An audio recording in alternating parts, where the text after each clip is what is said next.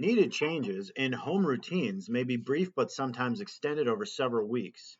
Even if the restriction consists only of added rest periods during the day, the woman still is unable to fulfill all her usual roles. For the woman who is prescribed more restricted activity, the disruptions are greater. Caring for children. The woman who has children has different concerns from the woman who does not. Toddlers and preschoolers rarely understand why their mothers do not play with them as usual. If they already are in daycare, they can continue if the family can afford it. They may temporarily live with a relative or friends.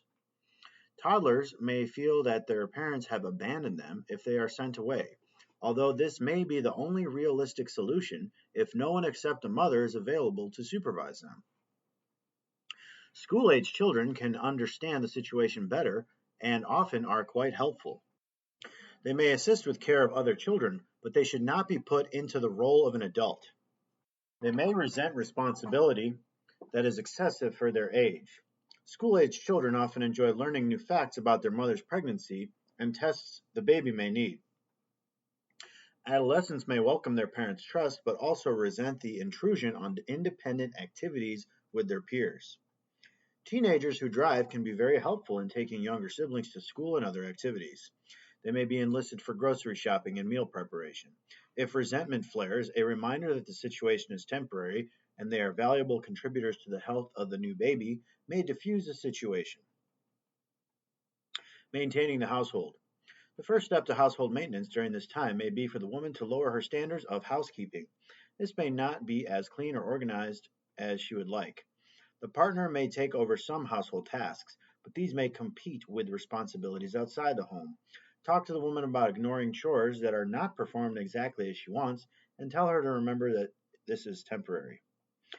Advise the woman to have a list of tasks ready when friends and family ask, "Can I do anything to help?" If they offer to bring a meal or do laundry, encourage her to accept this help. Remind her that people who offer to help mean it, and that she may be able to return the favor to someone else. Homemaker services may be an option to help the family deal with the woman's temporary disability. Transportation of school-aged children may be a concern. If no family or friends are available, the school nurse or the parent-teacher association may help find someone willing to take the children to school each day. Evaluation.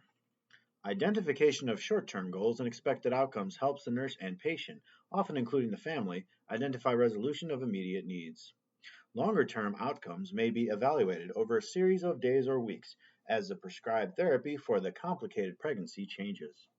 The short-term goal is met if the family can identify realistic ways to manage minimal household care. The long-term goal is met if the woman can maintain the prescribed therapy until birth. Boredom Assessment. If activity is restricted, determine what skills the woman has for coping with boredom. Although bed rest or prolonged gestation is often brief because of the questionable benefits and known problems, some reduction in activity may be prescribed. The nurse should consider helping the woman choose appropriate activities, whether she is at home or hospitalized.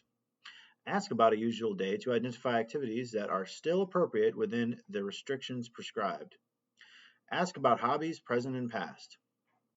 What type of leisure activities does the woman enjoy? Which activities are available or possible? Does she have more than one resting place to still give her life a change of scenery and surrounding activity? Assess her personality. Is she calm and composed, taking whatever comes with serenity? Or does she need to be busy most of the time? No matter how motivated, the woman who finds inactivity tiresome will find even limited activity restriction difficult to maintain. Identification of patient problems. The patient problem is boredom due to lack of knowledge about appropriate activities. Planning. Expected outcomes.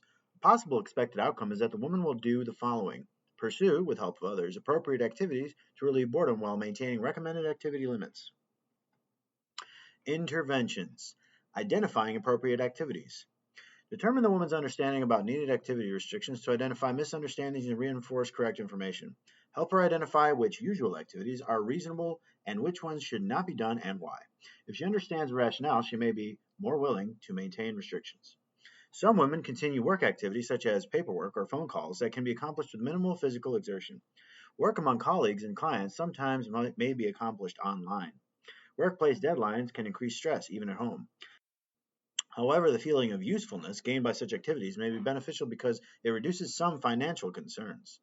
Computer connections can be used for work activities in some jobs and may also provide support from other women with similar problems or entertainment, such as games played with other users. Internet sites, if carefully chosen, may provide health information about what she might expect with diagnostic tests and treatment for preterm labor, care of her baby in the special care nursery setting, providing breast milk for her preterm newborn, and comfort measures that have been effective for others in her situation. Help the woman identify appropriate activities to stay busy and productive. These may include household activities that can be done at rest, volunteer activities such as phone calls, and leisure activities such as puzzles, games, and hand needlework. For hobbies such as knitting are often available online. Help the woman identify someone who can obtain the necessary supplies for her. This might be a good time to reactivate an old, quiet hobby or read books that she has previously delayed until later. The woman can participate in many activities with her children while she rests. She can read to them and play board or card games. Encourage her to help the children with their homework and stimulate their development with thought-provoking discussions. Working with children on video games may help them learn during their playtime. Changing the physical surroundings. Encourage the woman to identify at least 2 areas in which she can maintain her prescribed rest periods. A change of location helps the woman be more willing to reduce her activities and still feel part of the family activities.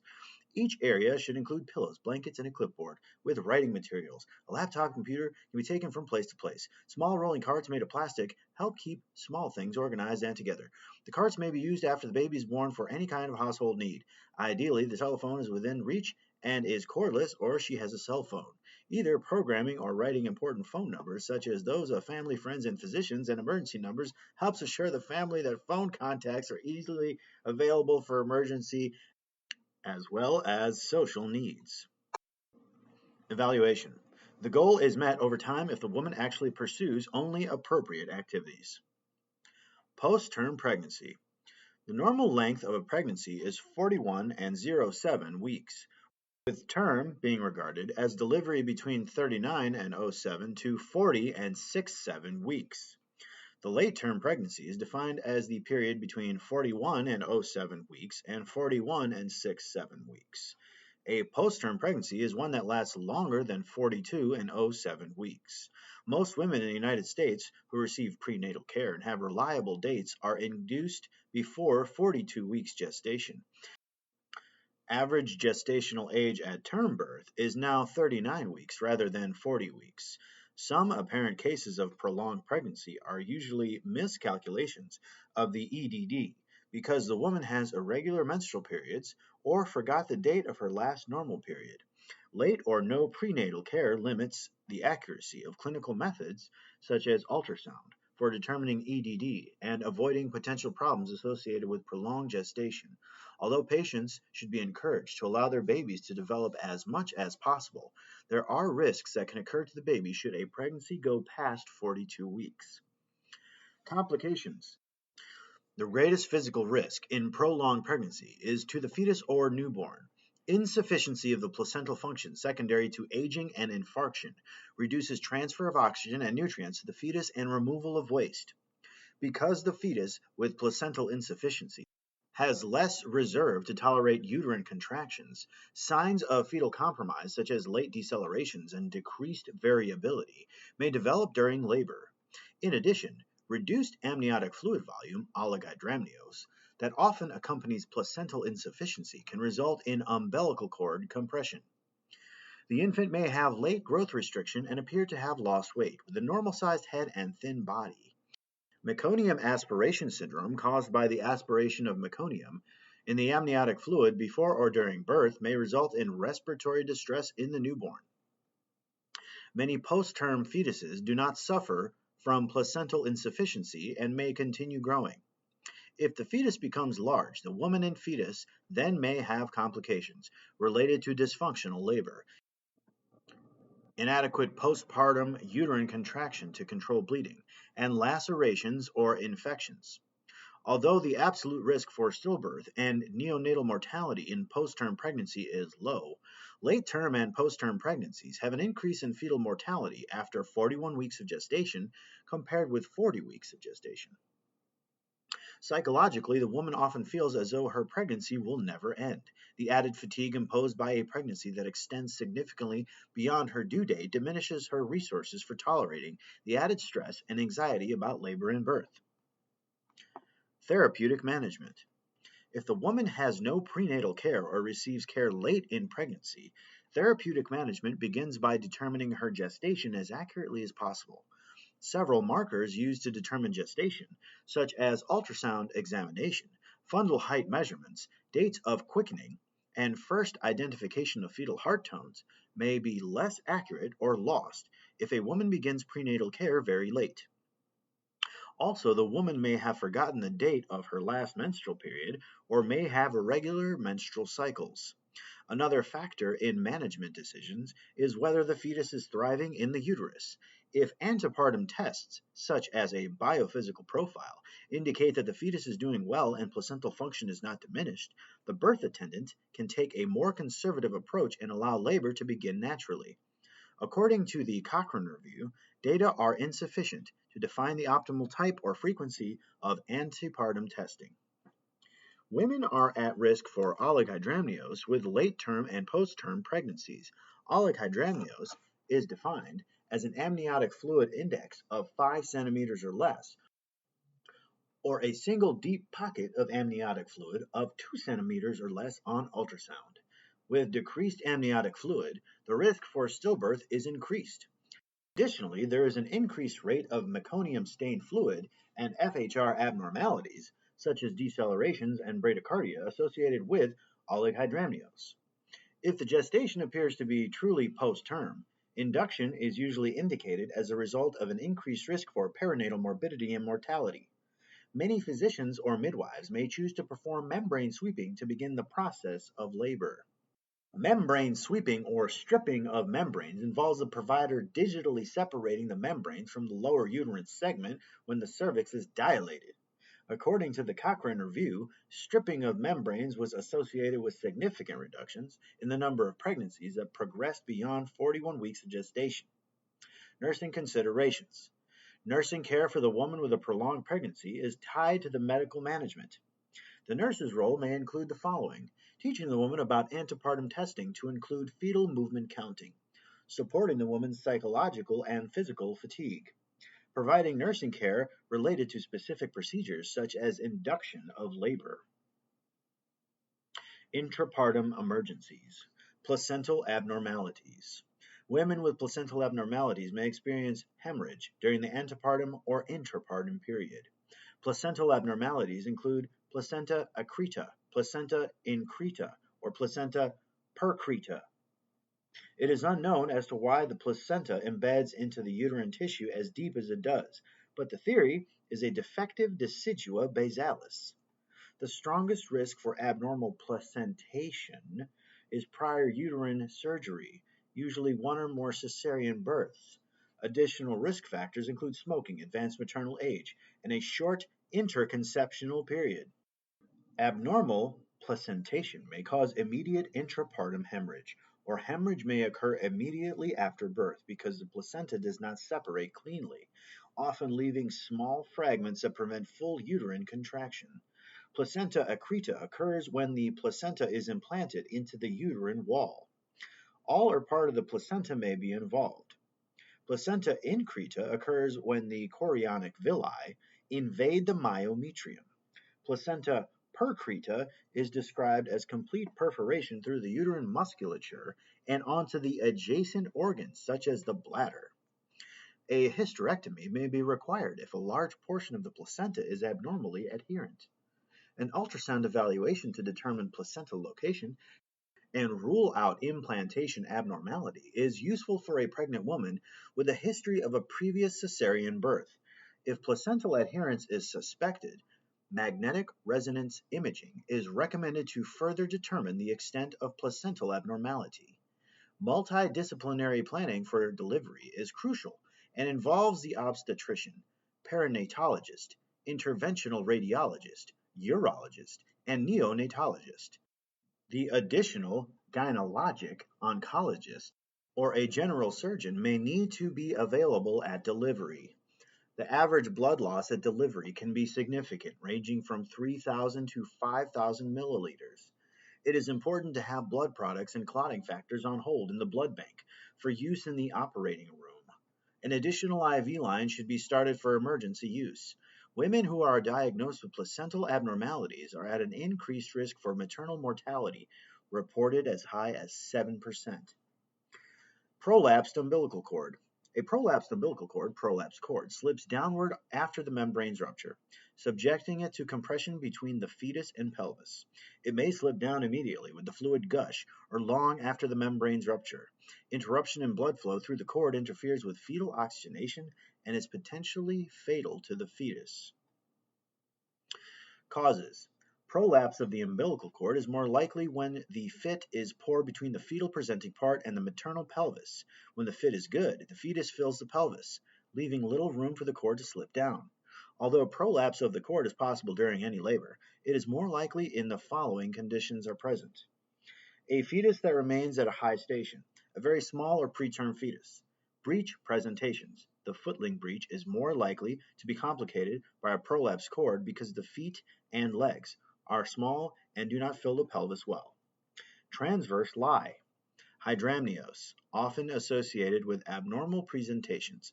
Also, the unusually large amount of fluid exerts more pressure to push the cord out. Signs of prolapse. Prolapse may be complete, with the cord visible at the vaginal opening, or it may not be visible but may be palpated on vaginal examination as it pulsates synchronously with the fetal heart. An occult prolapse of the cord is one in which the cord slips alongside the fetal head or shoulders. The prolapse cannot be palpated or seen, but is suspected because of changes in the FHR, such as sustained bradycardia, variable decelerations, or prolonged decelerations. Therapeutic management. Medical and nursing management often overlap, as they do in many emergency situations. Either the nurse or the birth attendant may be the first to discover umbilical cord prolapse. Birth is almost always cesarean unless vaginal delivery can be accomplished more quickly and less traumatically. If fetal death has occurred, usually before patient arrival, management will focus on the best care for the mother based on other complications. When cord prolapse occurs, the priority is to relieve pressure on the cord to improve umbilical blood flow until delivery. Intervention should not delay the prompt delivery of a living fetus. Have someone push the call light to summon help. Others should call the physician and prepare for birth while the nurse caring for the woman relieves pressure on the cord vaginally, if the physician or nurse midwife is not doing so. Neonatal nurses and a pediatrician or neonatologist should be notified, and the staff should prepare for neonatal resuscitation. Prompt actions reduce cord compression and increase fetal oxygenation. Position the woman's hips higher than her head to shift the fetal presenting part toward her diaphragm. Any of these methods may be used. Knee-chest position, Trendelenburg position, hips elevated with pillows with side-lying position maintained. Maintain vaginal elevation of the presenting part using a gloved hand while the woman is transferred to the operating room, OR, until the physician orders cessation of vaginal elevation, usually just before cesarean birth.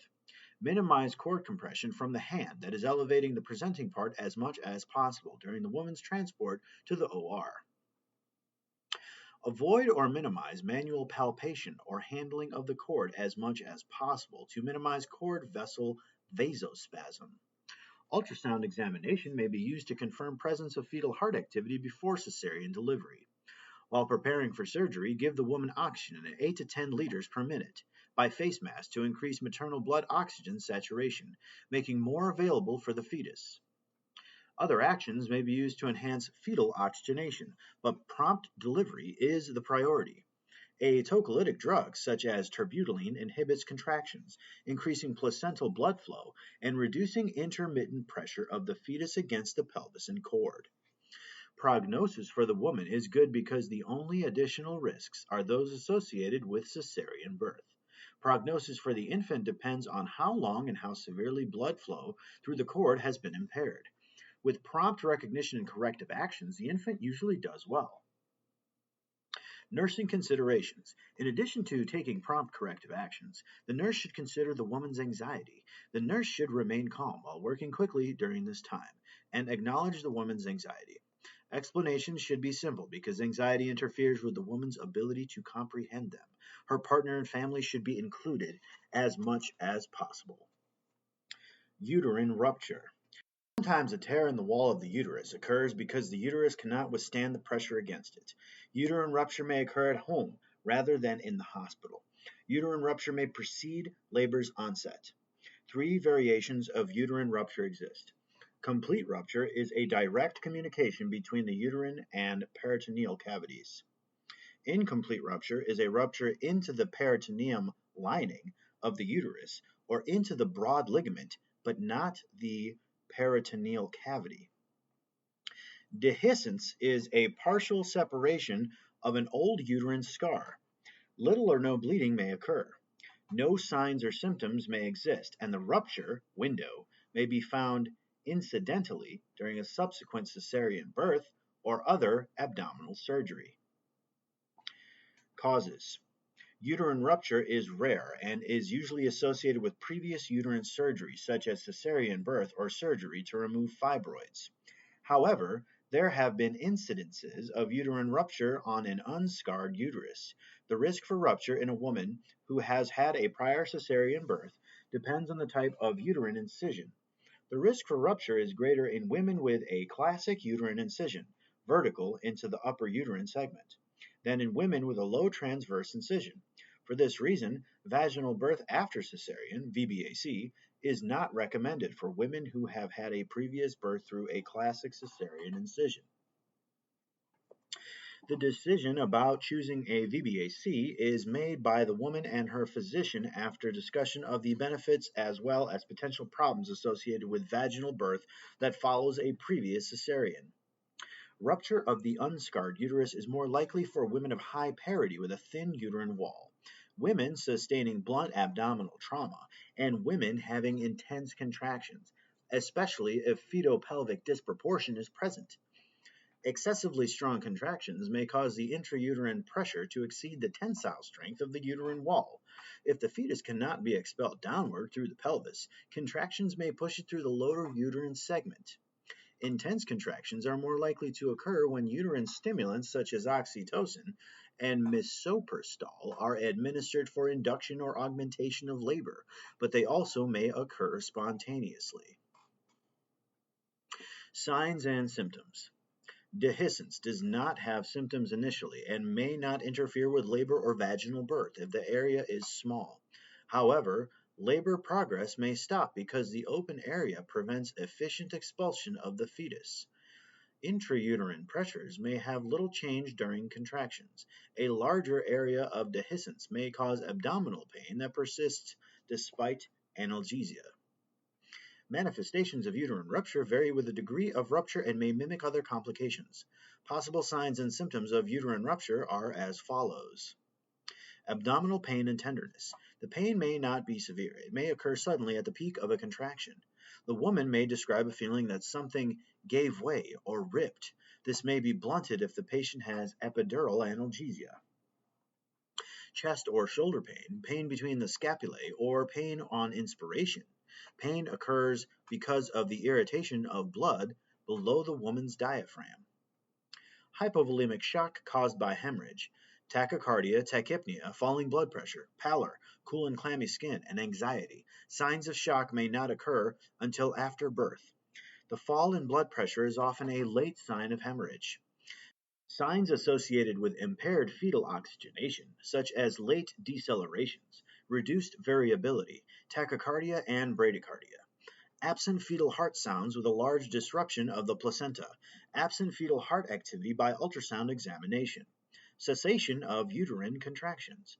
Palpation of the fetus outside the uterus. Usually occurs only with a large, complete rupture.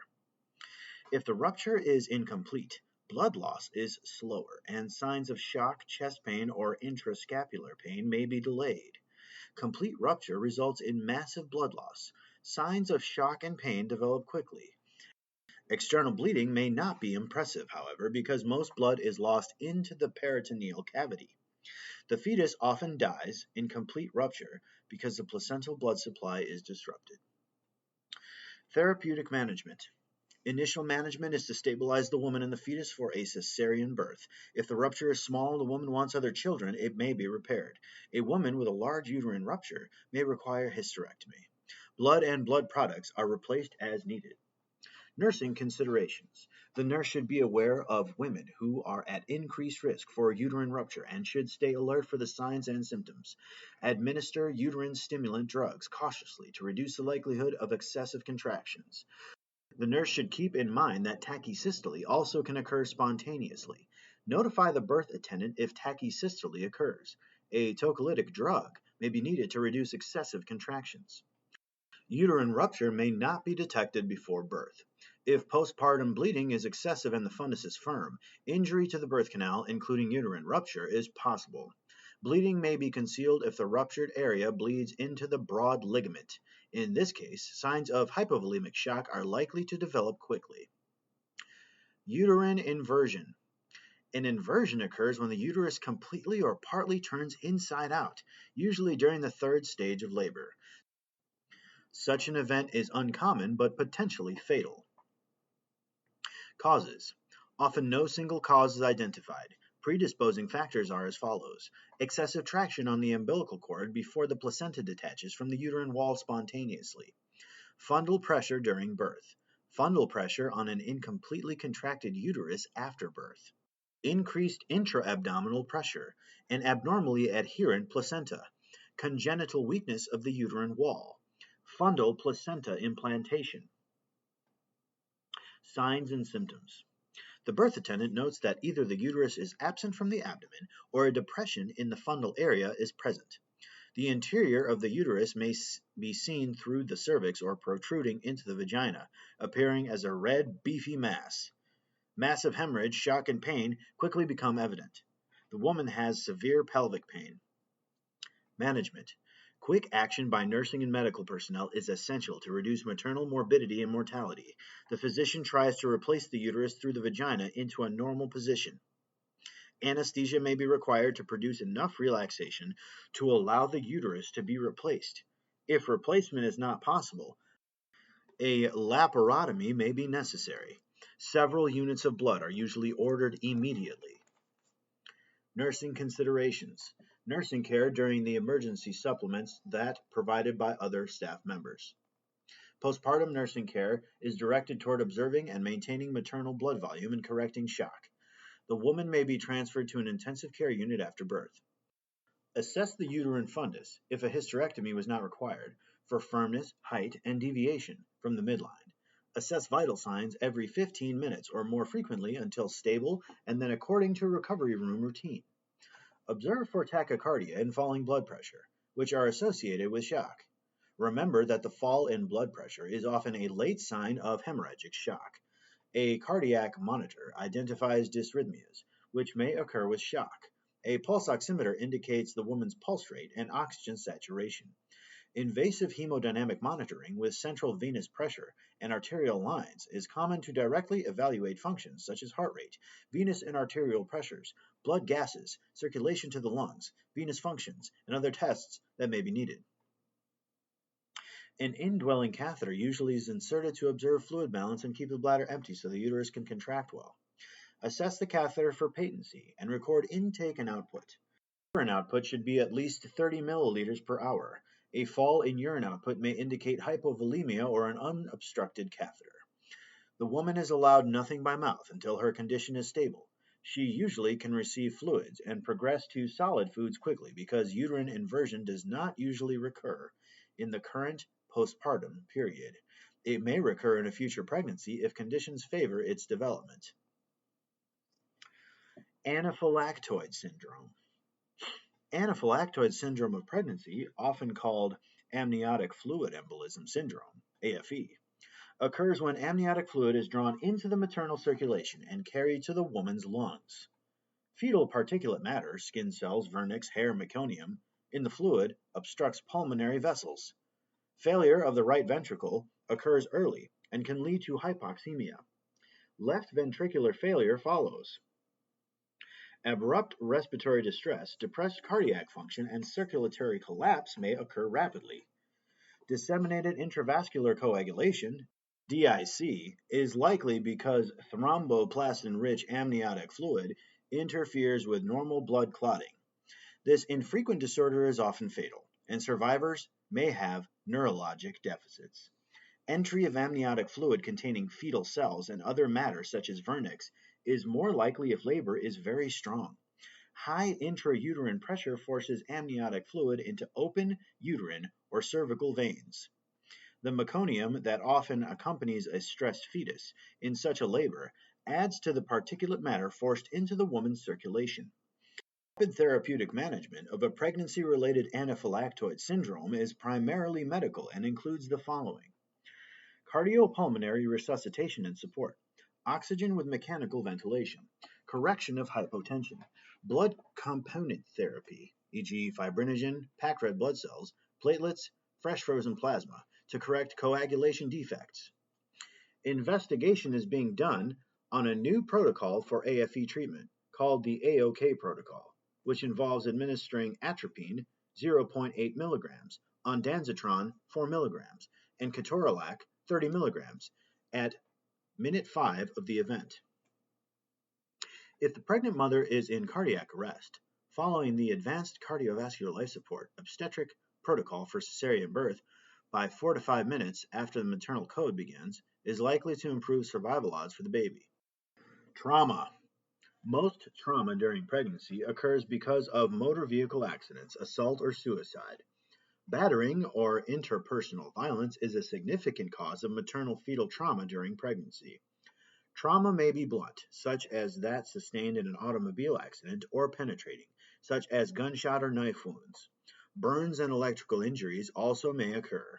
Trauma is the leading cause of non-obstetric maternal death. Although injury may not be fatal, infant neurologic deficits may be found after birth. Direct fetal trauma such as skull fracture or intracranial hemorrhage may occur from maternal pelvic fracture, penetrating wounds, or blunt trauma.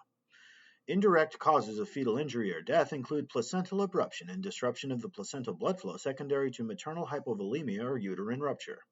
The most common cause of fetal death resulting from trauma is death of the mother. The amniotic and physiologic changes of pregnancy make trauma care unique. During early pregnancy, the uterus is surrounded by the pelvis and is well protected from direct damage. As the uterus grows, it protrudes and becomes a large target for trauma. At the same time, it acts as a shield for other maternal organs, such as the kidneys, often protecting them from direct trauma. Normal alterations of pregnancy can affect maternal and fetal outcomes after traumatic injury, and can affect the interpretation of diagnostic studies that may be done. Pregnant women have a greater blood volume than non-pregnant women, which gives them a cushion against blood loss. However, the fetus may suffer if the woman hemorrhages because maternal blood flow is diverted from the placenta to increase her blood volume. Fetal hypoxia, acidosis, and death may then occur. Maternal fibrinogen levels are higher during pregnancy, 300 to 600 milligrams per deciliter. A decrease to lower levels is associated with placental abruption and may indicate that disseminated intravascular coagulation is developing. Management. Care of the pregnant trauma victim first focuses on injuries that threaten her life. Management of the fetus depends on whether the fetus is living and on the gestational age. Cesarean birth is opted for if the fetus is mature enough to survive and if the maternal or fetal condition is likely to be improved by prompt delivery. The fetus that is dead or too immature to survive is not usually delivered unless delivery will improve the mother's outcome. A Kleihauer-Betke KB test may be ordered at intervals to identify placental disruptions that allow fetal blood to leak into the circulation. Nursing considerations. Motor vehicle accidents are the leading cause of blunt trauma during pregnancy. Non-use or incorrect use of automobile restraints such as seatbelts or airbags may result in greater trauma or fatality in mother and fetus. Visit the website for the National Highway Traffic Safety Administration for information on correct use of seatbelts and airbags during pregnancy. www.nhtsa.dot.gov. Nursing care of the pregnant trauma victim focuses first on maternal and then on fetal stabilization. A wedge is placed under one side of the mother to tip her uterus away from her major blood vessels. Placing her in a lateral tilt position to displace the uterus may prevent supine hypotension and improve placental blood flow. Vital signs are taken as needed, based on the woman's condition. Vital signs and urine output, at least 30 milliliters per hour, provide information about the adequacy of her blood volume. Bloody urine suggests bladder or renal damage. Other nursing care is directed towards specific injuries and implementation of medical care. Signs suggesting placental abruption, vaginal bleeding with uterine pain and tenderness, should be reported because this complication may occur with abdominal trauma. Vaginal bleeding may not be apparent if the edges of the placenta remain attached, but the center portion is detached. The uterine height may increase as the uterus fills with blood. Tachycardia usually precedes a fall in blood pressure if hypovolemia is the cause. Fetal tachycardia or cessation of the FHR is likely to occur in more extensive uterine trauma or maternal hemorrhage. Fetal hemorrhage may occur with trauma to the placenta or the umbilical cord. Once the woman's condition is stable, nursing care for the fetus is intensified. External monitoring is appropriate if the fetus has reached a viable gestational age. Preterm labor may occur but may not be recognized if the woman is unconscious or if pain from injuries overshadows discomfort from contractions. Recurrent restlessness or moaning may accompany contractions. The nurse should palpate the woman's uterus for contractions periodically because they may not be evident on the fetal monitoring strip, especially if the fetus is small. Application of the nursing process, intrapartum emergencies. Nursing care of the woman with an intrapartum emergency overlaps with care in other situations discussed elsewhere. Much of the nursing care is collaborative and supports medical management. Parents may suffer loss if the fetus dies or if the mother loses her ability to bear future children, as may occur with uterine rupture. One problem expected in any emergency situation is the emotional distress of the woman and her family. Assessment. When an emergency occurs, the woman and her family have little time to absorb what has happened, simply because of its suddenness. In umbilical cord prolapse, for example, labor often has been uneventful up to that point. Suddenly, nurses place the woman in a strange position, administer oxygen, and pull her toward the operating room. The staff is clearly excited as well. Under such circumstances, the woman and her family have a very narrow focus. They are obviously apprehensive and feel out of control. The woman or her partner may be immobilized by fear. Identification of patient problem. The patient problem is apprehension because of the sudden development of complications. This problem is expected to differ from the anxiety associated with preterm labor because the onset is acute. The apprehension also may lessen more quickly because the emergency is sometimes resolved quickly. Grief may occur because of ill effects of the emergency on mother and baby. Planning, expected outcomes. The focus of a goal is very narrow in an emergency situation. Two appropriate outcomes during and after the emergency are that the woman and her family will do the following: indicate an understanding of emergency procedures, express their feelings about the complication. Interventions. Although little time for discussion exists, explain honestly and simply what is occurring. To reduce fear and anxiety of the unknown, tell the woman what is happening and why. Include her partner and family if appropriate. Provide continued reassurance and support to the woman because her partner often must be excluded from the emergency or operating room when an emergency occurs. The infant born in an emergency situation may need resuscitation or other supportive measures. Nurses and a neonatal nurse practitioner or pediatrician from the NICU usually are present at the birth to attend to the infant. A neonatologist also may be present. Explain to the family who the other professionals are and their roles. If possible, explain what is being done to care for the baby. After the emergency, give the woman and her family a chance to ask questions. The ability to absorb new knowledge during periods of severe anxiety is very limited. Adequate explanations afterward help them understand and assimilate the experience. Although the nurse is usually anxious in an emergency situation, keeping a calm attitude is important. The woman and her family quickly pick up on the staff's anxiety. and consequently their anxiety escalates. Remain with the woman to reduce fears of abandonment. If possible, hold her hand. Speak in a low, calm voice. Debriefing after the occurrence is key to help the nurse assimilate the event. Evaluation. Evaluation of the goals is probably impossible until the emergency is over and the woman's physical condition stabilizes. Expected outcomes for the patient problem are achieved if the woman and her family do the following. Indicate they understand the problem and the rationale for emergency procedures. Express, possibly over several days, their feelings about what has occurred.